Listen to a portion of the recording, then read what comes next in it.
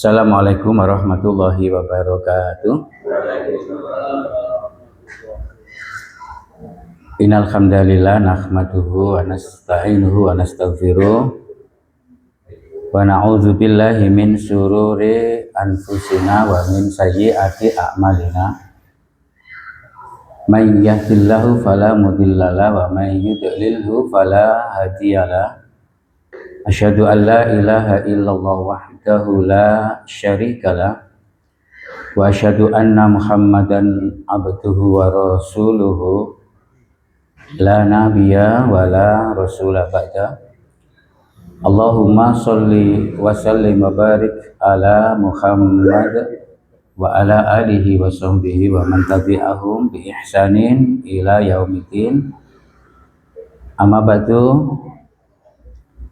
Jamaah sholat maghrib dan kajian hari Sabtu ini ya, biasanya hari Selasa berubah hari Sabtu kelima ya. Masjid Al-Basit yang dirahmati Allah, puja puji syukur patut kiranya kita sampaikan kehadirat Allah atas limpahan karunia yang Allah telah berikan kepada kita. Malam hari ini kita bisa bersilaturahim istiqomah untuk melaksanakan ibadah sholat maghrib sekaligus untuk taklim. Mudah-mudahan amal yang kita lakukan ini menjadi amal yang diridhai oleh Allah Subhanahu wa Ta'ala. Sholawat ma'asalam mudah-mudahan senantiasa Allah limpahkan dan curahkan pada Nabi uswah kita, baginda Muhammad Rasulullah Sallallahu Alaihi Wasallam. Kita awali taklim kita dengan baca basmalah bersama. Bismillahirrahmanirrahim. Saya ingin menyampaikan hadis berkenaan dengan halawatul iman ya. Ini di hadis nomor 26 di dalam kitab Lu'lu' wal Marjan ya. Bagian saya kan masalah Lu'lu' wal Marjan ya. Hadis ini cukup populer ya, halawatul iman itu ya. Hadis ini bersumber dari Anas ya. Hadisu Anasin anin Nabiyya sallallahu alaihi wasallam. Hadis dari Anas dari Nabi sallallahu alaihi wasallam, beliau bersabda, salasun man kunna fihi wajada khalawatal iman. 3 sifat siapa yang melakukannya pasti dapat merasakan manisnya iman. An yakunallah wa rasuluhu ahabba ilaihi mimma siwahuma. Itu yang pertama, cinta kepada Allah dan Rasulullah melebihi dari cintanya kepada yang lainnya. Wa an yuhibba al-mar'a la yuhibbuhu illa lillah. Itu yang kedua, cinta kepada sesama manusia itu semata-mata karena Allah. Wa an yakroha anna ya'uda fil kufri kama yakrohu ayyukdafa finnar. Yang ketiga, enggan atau tidak suka yakrohu kembali kepada kekafiran sebagaimana enggan atau tidak sukanya dimasukkan ke dalam api neraka. 3 sifat karakter orang yang akan merasakan lezatnya iman, halawatul iman itu ya, lezatnya iman. Karena kalau orang beriman itu hanya sebatas ngomong saja, ya tidak akan mendapatkan lezatnya itu, ya lezatnya iman itu. Makanya di Quran surat Al-Ankabut ayat 2 dan 3 itu Allah mengatakan bahwa akhasiban nas ayyutraku ayyakulu amanna wahum la yuftanu. Apakah manusia itu menyangka, apakah manusia itu mengira Allah akan membiarkan begitu saja setelah dia mengatakan amanna, kami telah beriman, tanpa wahum mereka itu la yuftanun, diuji, dibuktikan, sehingga walaqad, ya, sungguh Allah itu ingin mengetahui, walaqad ya'lamallahu alladzina shadaku, mana di antara kalian itu imannya yang benar, atau wala ya'lamannal kadzibin, mereka itu sebatas omong doang atau berdusta semata. Kita mencoba, insya Allah satu aja ya, cukup ya. Cinta kepada Allah dan Rasulullah itu melebihi dari cintanya kepada yang lainnya. Makanya di surat At-Taubah ayat 24 itu juga dikatakan bahwa kul ingkana abaukum wa abnaukum wa ikhwanukum wa azwajukum wa ashiratukum wa amwalun iktaraftumuha wa tijaratun taksawna kasadaha wa tardauna wa masakina tardauna, itu ahabba ilaikum minallahi wa rasulihi wa jihadin fi sabilihi atau fi sabilillah, maka Allah fatarabbasu hatta ya'tiyallahu bil amri. Katakan Muhammad, kul ingkana, jika masih ada abaukum, bapak-bapak kalian, wa abnaukum, anak-anak kalian,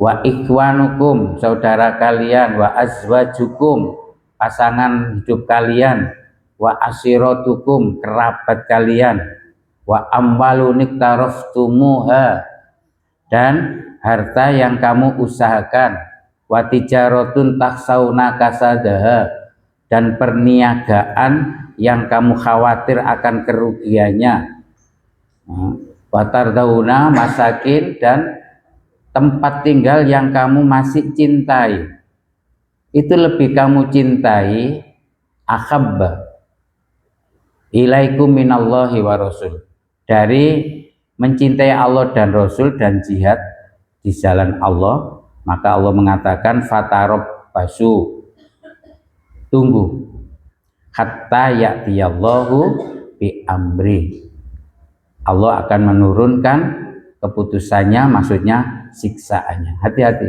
ya. Salah satu adalah cinta kepada anak ya. Terkait dengan ini masih suasana tasrik ya, hari ketiga di bulan Dzulhijjah, di hari ketiga setelah penyembelihan kemarin, hari tanggal 13, Nabi Ibrahim itu ya teruji keimanannya itu karena kecintaannya kepada anaknya itu tidak melebihi kecintaannya kepada Allah. Itulah sukses yang besar ya. Kadang-kadang kalau cinta kepada, tadi kan dikatakan di surat At-Taubah ayat ke-24 tadi itu ya, jangan sampai kita itu mencintai kepada anak kita itu mengalahkan cinta kita kepada Allah. Jangan sampai. Kalau itu terjadi, akan terjadi, Allah akan memberikan atau menurunkan kemurkaannya kepada kita. Hati-hati. Ini dicontohkan oleh Nabi Ibrahim ya.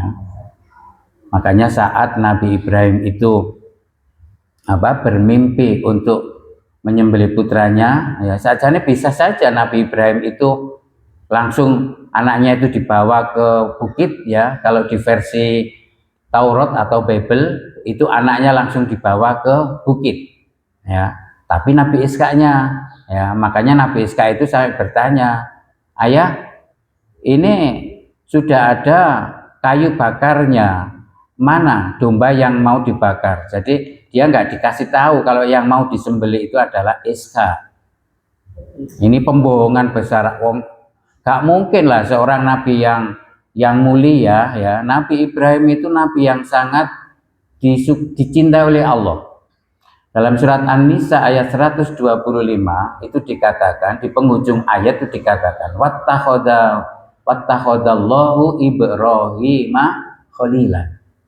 Nabi Ibrahim itu dijadikan Allah itu nabi yang sangat dikasihi oleh Allah. Ya. Gak mungkin seorang nabi yang dikasih kemudian bijui, itu gak mungkin. Ya. Memang ada kebohongan Nabi Ibrahim itu, tapi kebohongan itu yang bersifat untuk memberikan memberikan sindiran. Ya. Jadi kalau versi umat Islam itu ada 3 kebohongan, tapi yang satu saya nggak sependapat. Ya, kebohongan yang pertama itu, ya, itu di surat An-Nisa juga, tapi lupa ayatnya. Jadi kebohongan pertama itu saat Nabi Ibrahim itu diajak untuk untuk beribadah menyembah berhala dengan kaumnya oleh bapaknya, oleh Azar itu. Ayo ikut menyembah berhala sama orang-orang itu. Makanya ini juga pelajaran bagi kita. Sesuatu yang tidak dicontohkan, diajarkan oleh syariat agama, kita jangan mengorbankan karena itu hubungan sosial, kemasyarakatan. Iya, gak enak ya aku kalau gak melok acara apapun, ya. Terutama di masyarakat, kalau di Nganjuk itu, di desa itu kan banyak sekali yang berbau kesirikan itu, ya. Ada nyadran, ada macam-macam, ya begitu. Kalau nggak ikut nggak enak katanya, alasannya gak bersosialisasi dengan masyarakat.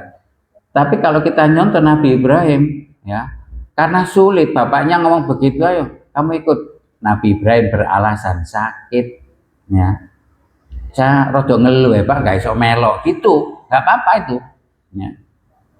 Kalau yang kenceng seperti Ustadz Mustafa, wis gak melok, gak bodoh, kan gitu ya. Kalau Ustadz Musa kan begitu, tuntunan yang gak sesuai dengan tuntunan syariat, nggak usah kita ikut-ikutan seperti itu. Makanya di surat Al-Furqan kan juga begitu, ayat 72 kalau nggak 73 itu, di 63-nya itu kan dikatakan, wa ibadur rahman, yang namanya hamba Allah yang Mar-Rahman itu, ya, dia itu orang-orang yang tidak menghadiri sebuah perayaan, ya, ritual-ritual agama yang lain.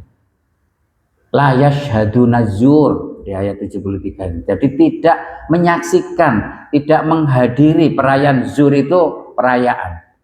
Ya. Hati-hati ya dengan apa yang sekarang didengungkan oleh Kementerian Agama itu, bahwa kita itu harus saling menghargai. Kalau hari Natal kita juga ikut merayakan Natal, ya.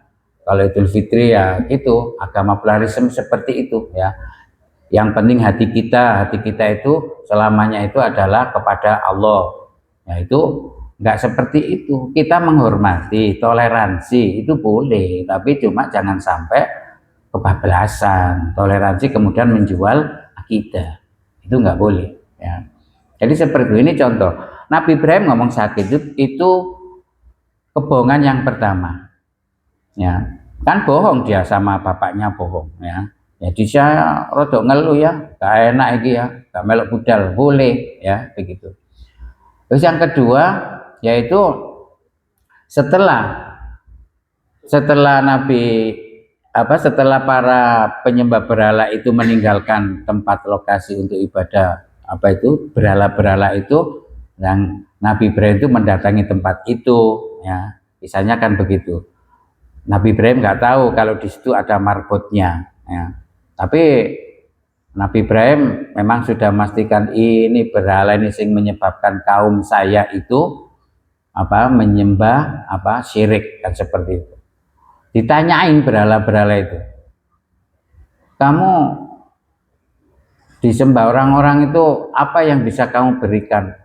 Menengai berhala. Loh, kok entah kok menengai gitu ya. Loh gitu kayak kok menengai gitu. Nah, itu bahasa kita, bahasa sarkasmenya begitu, ya. Jadi Nabi Ibrahim itu ngajak ngomong sama berhala itu pelajaran bagi kita juga, ya. Pelajaran bagi kita itu kalau di surat Al-A'raf itu juga ada, itu Dikatakan bahwa berhala-berhala itu tidak bisa, dia punya mulut ya, gambaran patung itu punya mulut tapi tidak bisa ngomong, tapi ini bisa dimaknai majas, dimajasin. Itu makna metafora itu adalah orang-orang yang mempunyai potensi ya, potensi untuk bisa mendapatkan hidayah tapi dia tidak bisa menggunakan itu. Itu di surat Al-A'raf itu ya, ayat 179 kalau nggak salah ya. Walaqad dara'na li jahannam minal jinni wal insi ya. Jadi sungguh kami akan memenuhi neraka jahanam itu dengan jenis jin dan manusia yang dia itu lahum qulubul la yafqahuna biha. Ini podai berhala ini, walaupun dia manusia ya, dia itu punya pikiran kulub tapi layaf kohu nabiya, tapi kulubnya itu tidak bisa dipakai untuk fakih, untuk memahami tanda-tanda ayat-ayat Allah. Mau Quran ya, tapi sama sekali ayatnya itu nggak difahami sama sekali. Ini masuk loh kategori berhala dia. Jadi nggak punya pikiran ya. Makanya di surat Muhammad ya ayat 24 itu dikatakan bahwa afala yatadabbarunal Qur'an am ala qulubin aqfaluha. Apakah kamu itu tidak menghayati Al-Quran? Kalau itu nggak kamu lakukan dalam membaca Al-Quran, nggak kamu hayati itu, hati kamu itu amqulubun akfaluha. Hati kamu itu terkunci, ya, terkunci, punya hati, punya pikiran, tapi tidak. Padahal ayat Al-Quran itu dipakai untuk itu, ya. Diwocoi tok kata bolak-balik tapi belas satu ayat gak ono sing paham ya, sama sekali ya. Jadi itu tuntunannya malah dilanggar. Itu sama hukumnya seperti berhala itu ya. Punya lahum qulubul la yafqahuna biha tapi nggak digunakan untuk itu. Atau dia itu punya walahum ayun, dia itu mempunyai mata, walahum ayunu la yubsiruna biha, tapi tidak bisa digunakan matanya ini ya. Bukan matamu ya, matanya ya, matanya ini ya, mata mereka ya. Itu untuk melihat tanda-tanda kebesaran Allah. Padahal tanda kebesaran Allah itu ada bahkan di diri kita. Di surat Fussilat ya ayat 53 itu dikatakan bahwa sanurihim ayatina fi afaki wa fi anfusihim hatta yatabayyana lahumul haq. Jadi kami itu akan memperlihatkan ayat-ayat kami, sanurihim ayatina. Di mana ayat-ayat Allah itu diperlihatkan? Fi afaki. Makanya orang-orang beriman itu identik dengan orang yang cerdas, bisa memikirkan penciptaan fenomena alam semesta. Kan seperti itu di surat Al-Imran ya, yang populer itu loh ya. Sampai Rasulullah itu ayat ini turun, beliau itu semalaman tidak bisa tidur, merenungi ayat itu sehingga mencucurkan air mata ya, sampai habis air matanya itu. Hingga subuh pagi hari itu dia tidak sadar itu sudah waktu subuh, hingga Umar sama Abu Bakar meminta kepada Bilal untuk menjemput. Kamu lihat Rasulullah, Rasulullah kondisi sehat-sehat saja kan begitu.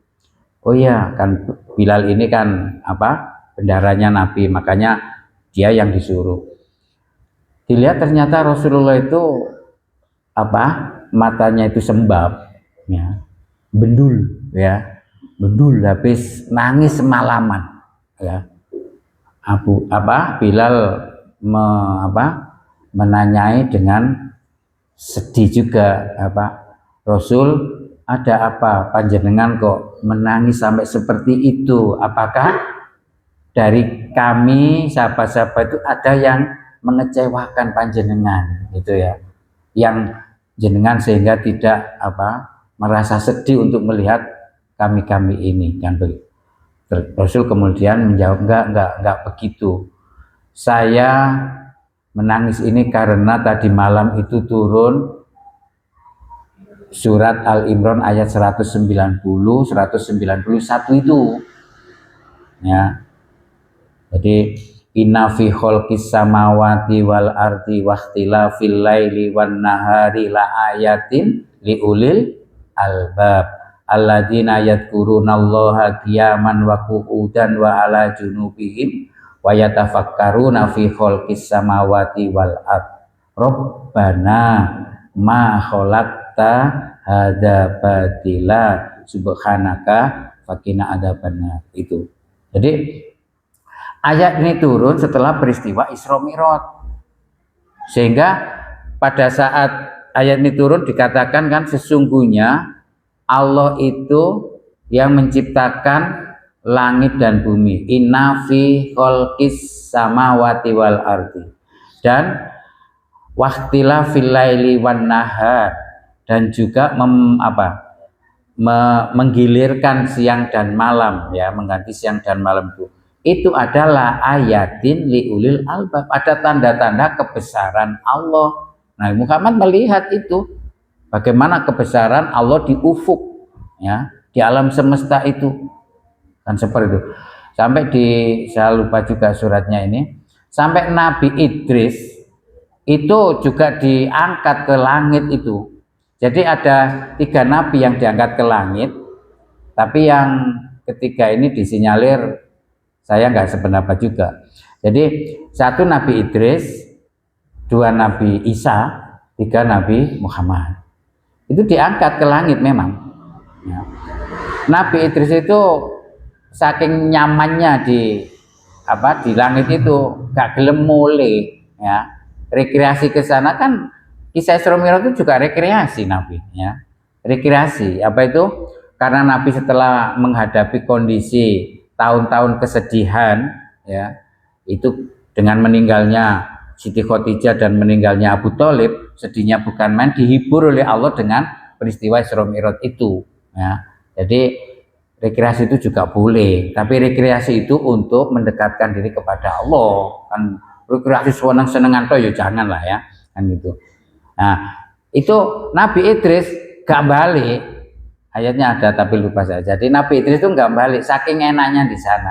Nabi itu sempat nggak mau balik, ya, sempat nggak mau kembali, ya. Tapi kemudian diingatkan bahwa tanggung jawab kamu itu masih banyak. Makanya kemudian Nabi balik kembali. Kalau Nabi Isa itu, ya, kembalinya di akhir zaman, katanya seperti itu. Lah ini saya nggak sependapatnya begitu. Kalau walaupun itu kehendak Allah seperti itu, tapi ini menyalahi tuntunan Al-Quran. Di surat Al-Maidah ayat 117, ya, itu dikatakan bahwa apakah kamu itu 116-nya begitu, apakah kamu itu memerintahkan kepada ibu dan kamu itu untuk menjadi Tuhan selain aku, begitu. Jadi ajaran Islam itu ada yang ada yang Nabi Isa sebagai Tuhan, ada yang Ruhul Kudus, ya, ada yang Allah Bapa, terus Nabi Isa Yesus, kemudian Ruhul Kudus, ada yang Allah Bapa di sana, terus kemudian Nabi Isa, Bunda Maria. Ini namanya ajaran Kristen yang Koliridianisme, itu yang pernah terjadi di Arab Saudi. Orang-orang Arab itu pernah melakukan ibadah untuk penyembahan kepada Bunda Maria. Makanya waktu Fathul Makkah itu ada gambar-gambar Yesus, gambar-gambar gambar-gambar Bunda Maria itu ada di dalam Ka'bah, di dalam tafsir Al-Ghazi, ya. Tafsir Al-Ghazi ini cuma salah paham yang pernah disampaikan oleh Syakur Yasin yang beliau sudah wafat, ya. Syakur Yasin yang dari mana? Dari Indramayu ya. Itu mengatakan bahwa Nabi Muhammad itu beragama Kristen ya. Karena memang pada saat itu Bunda Maria yang ada di dalam itu tidak dihancurkan. Yang berhala-berhala yang dihancurkan. Itu ada kisah tersendiri. Jadi seperti itu. Memang di Arab itu agamanya berpadu, nah, makanya pada saat Fathul Mekah itu dibuang semua. Intinya itu. Nah, kembali ke tadi, Nabi Ibrahim itu berbohong. Yang kedua itu adalah setelah patung-patung itu dihancurkan, disisakan satu patung yang besar itu, kemudian Namrud kembali ya, melakukan peribadatan, melihat patung-patung berhala-berhala itu hancur. Ya. Loh, kok Tuhan hancur ini kan begitu. Nah, akhirnya dia mencari siapa ini ya. Mosok Tuhan ini ada Tuhan lain yang bisa menghancurkan kan begitu. Kemudian marbutnya ini lapor bahwa tadi pemuda yang namanya Ibrahim itu menghancurkan ini. Dipanggillah Nabi Ibrahim sampai akhirnya yang dihukum bakar itu. Tapi kebohongannya di sini. Kamu menghancurkan ini. Enggak, lah itu bohong, Nabi Ibrahim bohong. Nah, siapa yang menghancurkan? Ya tanyakan kepada berhala yang besar itu. Nah, ini bohongnya Nabi Ibrahim di situ. Nah, ini bohong yang kedua. Tapi itu kalimat sindiran untuk apa? Untuk menunjukkan bahwa apa itu tidak layak seseorang itu untuk menyembah sebuah berhala yang tidak bisa diajak komunikasi, tidak bisa memberikan manfaat. Nah, yang ketiga kebohongan Nabi Ibrahim itu, yang ini saya nggak sependapat, yaitu kebohongan Nabi Ibrahim tentang Sarah. Saat Nabi Ibrahim setelah peristiwa tadi itu, Nabi Ibrahim diusir oleh bapaknya, ya, oleh bapaknya. Kemudian siapa yang mengikut aku monggo. Akhirnya Allah menjanjikan itu di tanah perjanjiannya itu di di Yerusalem itu, ya. Di Palestina itu, melewatilah Mesir. Dan memang di dalam Injil itu disebutkan nanti wilayah kekuasaan Nabi Ibrahim itu di kitab Kejadian pasal 15 ayat 18 itu Allah menjanjikan itu. Kalau versi Taurat itu, setelah Nabi Ibrahim itu sukses dengan berbagai macam ujian, ya, Allah itu berfirman, ngomong kepada Nabi Ibrahim bahwa kamu dan keturunan kamu itu akan mendapatkan tanah perjanjian mulai dari Mesir sampai kepada sungai Efrat. Ini yang kemudian diklaim oleh orang-orang Bani Israel itu milik mereka karena keturunan Nabi keturunan Nabi Ibrahim itu hanya Iska, Nabi Ismail tidak masuk. Nabi Ismail itu anak haram, anak yang tidak sah. Ya, padahal nggak benar sama sekali. Ya. Ini, jadi pada waktu diusir itu Nabi Ibrahim itu singgah ke Mesir. Ya. Tapi bukan itu tempatnya, tapi itu bagiannya. Singgah ke situ, lah ini diinformasikan oleh para ulama kita bahwa kemudian Nabi Ibrahim itu berbohong. Raja Mesir Fir'aun pada saat itu orangnya itu apa? Bahasa Jawa itu tok mis. Lawan wong itu ayu, ya, itu kesengsem, ya. Sarah itu cantiknya bukan main, ya. Cuma sayangnya memang mandul, ya, mandul itu ya. Tapi kehendak Allah di usia-usia tua punya anak Iska itu, ya. Itu apa? Itu Fir'aun yang pada saat itu menanyai kepada Ibrahim. Ibrahim kan lewat di situ, kemudian bersinggah di situ, mengajarkan ajaran tauhid di sana. Ya, ajaran tauhid di sana, kemudian apa? Diterima oleh Fir'aun ini. Jadi Fir'aun ini Fir'aun yang baik. Fir'aun itu enggak semuanya buruk. Ya. Fir'aun yang buruk kan Fir'aun pada masa Nabi Musa. Sebelum Nabi Musa, Fir'aunnya baik. Fir'aun itu gelar. Kayak kita lah presiden. Indonesia itu presiden istilahnya, presiden ke-1 baik atau buruk, nah, presiden kedua baik atau buruk, sampai presiden yang ke-7. Nah itu kan semuanya mengatakan, ya, presiden ke-7 itu. Sekarang ke-8 atau ke-7? Ke-8 ya. Yang ke-7 itu presidennya ya bener-bener yang jadi namanya presiden, gelarnya presiden, nama orangnya ya itu yang kita tahu. Itu nggak baik kan. Jadi Indonesia itu hancur berantakan karena presiden ketujuh ini ya. Hancur berantakan kan seperti itulah. Kembali ke tadi itu, ini kemudian Nabi Ibrahim ini ngomong kalau Sarah ini diomongi saudaranya supaya kalau di situ ada seorang suami, ada seorang perempuan yang yang punya suami kemudian disukai oleh Fir'aun raja itu, nah, itu suaminya akan dibunuh ya. Kemudian perempuannya itu akan diambil kan begitu. Lah ini Nabi Ibrahim ini supaya dia tidak dibunuh dan supaya istrinya tidak diambil, itu ngomong bohong bahwa ini adalah saudara saya. Ini yang nggak pas ya, nggak bener lah ya. Nabi Ibrahim berbohong karena seorang perempuan yang cantik. Ayatnya Al-Quran tadi gitu ya. Jangan sampai At-Taubah tadi itu loh, ayat 24 kan salah satunya juga ada di situ ya. Kalau kamu ya masih mencintai istri-istri kamu, mengalahkan kamu cinta kepada Allah, nah, Allah murka. Lala murka. Nabi Ibrahim nggak disukai oleh Allah begitu, nggak jadi kholilan kalau begitu. Hanya karena khawatir Sarah itu diambil alih oleh Raja Fir'aun yang ini dengan tanda petik tadi yang jahat itu seneng wedoan istilahnya begitu ya. Itu akhirnya ngomongnya bohong. Lah itu kebohongan yang ketiga itu menurut versi ulama kita begitu.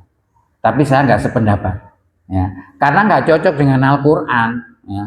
Nggak cocok dengan, kalau masalah itu kan dipengaruhi versi Israiliyat ya.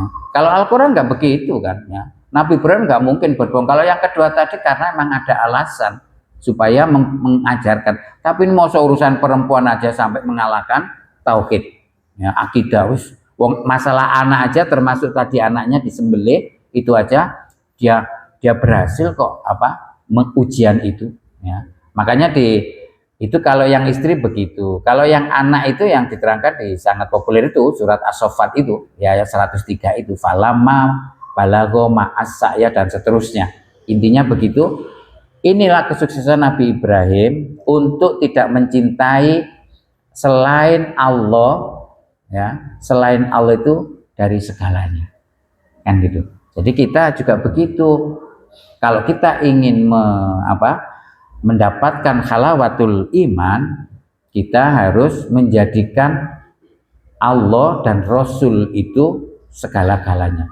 Kenapa Rasul? Rasul yang mana yang harus kita cintai itu? Rasul yang mengikuti jejak Nabi Ibrahim ya.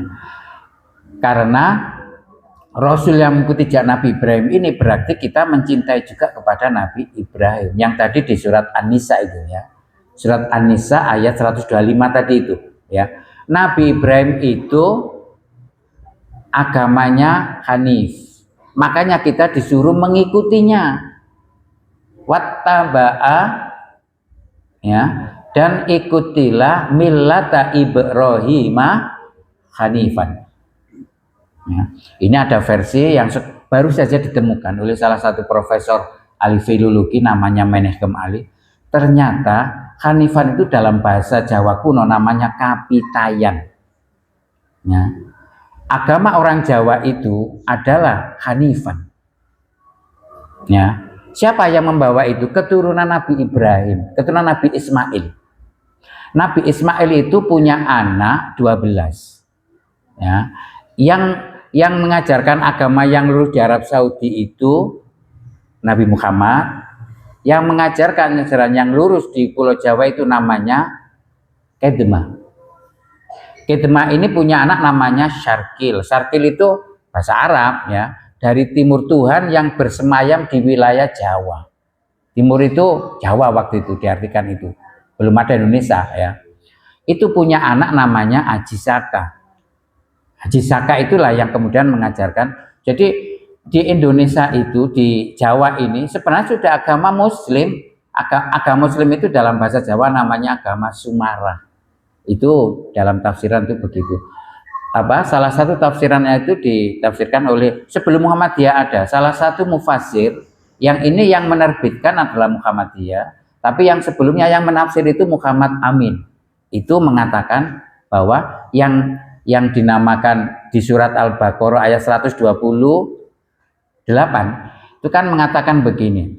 Nabi Ibrahim sama Nabi Ismail ya, itu kan berdoa ya, berdoa Robbana, ya Tuhan kami ya, jadikanlah kami berdua ini muslimaini, kedua orang yang muslim. Muslim itu sumara ya, sumara itu lah, kita seni muslim itu kan bahasa Arab ya, tapi arti sebenarnya muslim itu, Islam itu adalah berserah diri secara Allah, namanya Hanifan tadi itu ya, Hanifan itu ya. Nabi Ibrahim, makanya orang Arab juga kemudian mengalami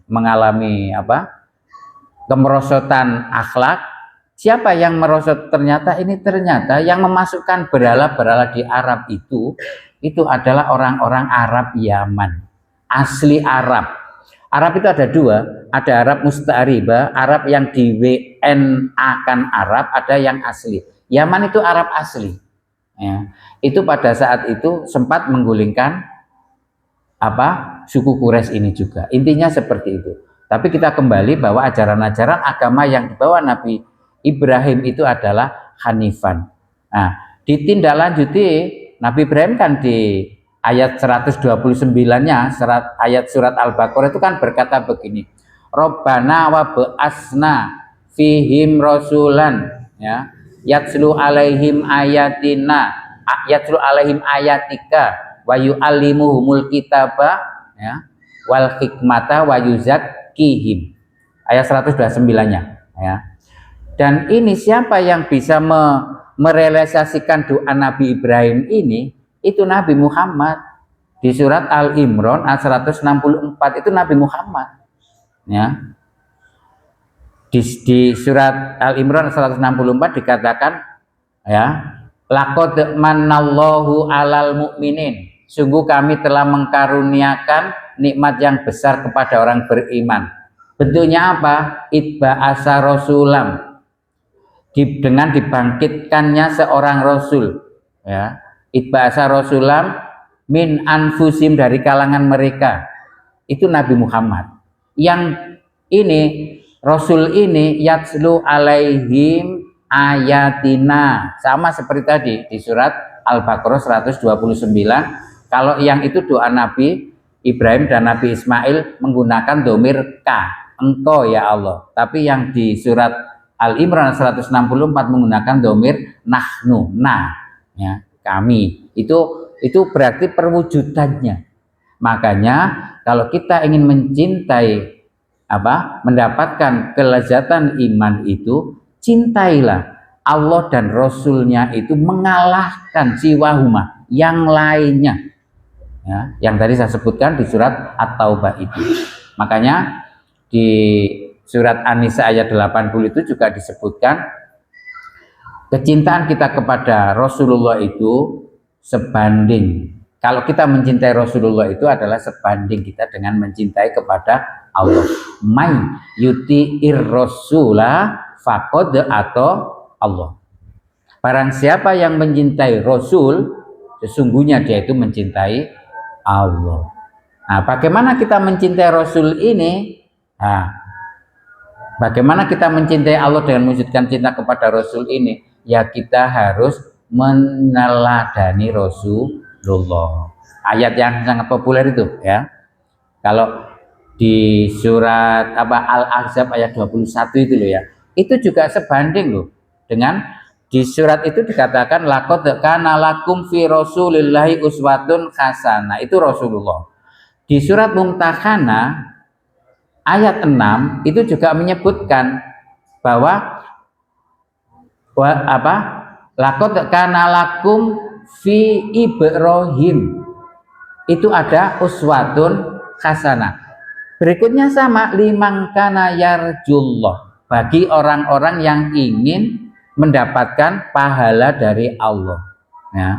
Mendapatkan pahala dari Allah itu bagaimana? Masuk surga, Makanya kalau kita itu ingin dapatkan rahmat dari Allah, mengikuti Nabi Ibrahim, mencontoh Nabi Muhammad, itu dengan cara kita itu tidak melakukan kesyirikan, kezoliman. Makanya di surat Al-Baqarah ayat 124 terakhir ya, itu dikatakan begini, Nabi Ibrahim itu ngomong, ya Allah, ya, karena engkau telah mengangkat aku sebagai orang yang pemimpin manusia, wa idzi btala Ibrahim rabbahu bikalimatin fa'atammahunna, ya. Kemudian Allah mengatakan, ya, qala, Allah berfirman, ini ja'iluka linnasi imaman. Sesungguhnya aku akan menjadikan kamu Ibrahim ya, menggunakan ja'iluka, ya, linnasi, bagi manusia itu sebagai imaman, sebagai pemimpin. Kalau begitu ya Allah, kata Nabi Ibrahim, ya, kola, kata Nabi Ibrahim, wa min duriyati ya Allah, tinya menggunakan domir apa? Sendiri. Keturunanku, siapa? Keturunanku itu adalah dari Nabi Ismail dan Nabi Ishak. Ternyata Allah tidak semuanya, ya. Kola, kata Allah, layana lu ahdid zolimin, tidak termasuk keturunanmu itu yang zolim, yang syirik. Makanya kalau kita itu walaupun ngaku pengikut Nabi Muhammad, tapi ternyata masih melakukan kesyirikan, zolim, tidak termasuk kategori itu. Mudah-mudahan ya, panjang ini tadi ya. Jadi intinya itu ya, untuk mendapatkan halawatul iman, kita itu harus mencintai Allah dan Rasul, mengalahkan cinta kepada yang lainnya. Kita tutup dengan doa kafaratul majelis. Subhanaka Allahumma wa bihamdika asyhadu an la ilaha illa anta astaghfiruka wa atubu ilaik. Alhamdulillahirabbil alamin. Nasrun minallah. Wafatun qarib, bila taufik wal hidayah. Wassalamualaikum warahmatullahi wabarakatuh.